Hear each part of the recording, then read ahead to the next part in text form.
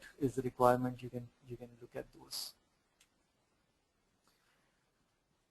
This is what is of importance. Again, we started off with traceability earlier, but we're also going to end with the traceability aspect, where this is sort of your traceability metrics, where you see your requirements. So the first part of this report shows, and this is, by the way, an inbuilt report. The first part is the requirement detail, and then there's a test plan against which that requirement was to be tested. The test case is actually linked to this requirement, and you can see that there's a trace which gets created. When you run a test case execution record, a result was created which has failed. You have a defect which was failed. That defect is not resolved. The defect state says new.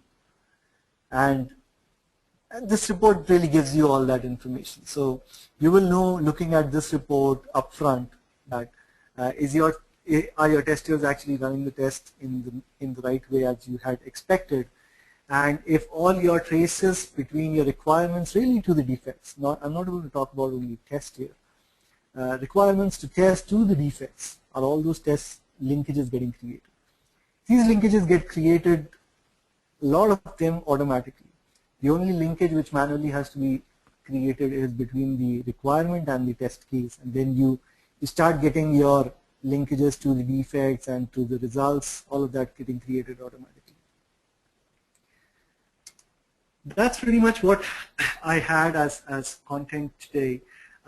I would strongly encourage on folks interested to look at some of these details on jazz.net. There's a forum where you can ask questions. There's our project is built and self-hosted. When I say self-hosted, we use the product on jazz.net.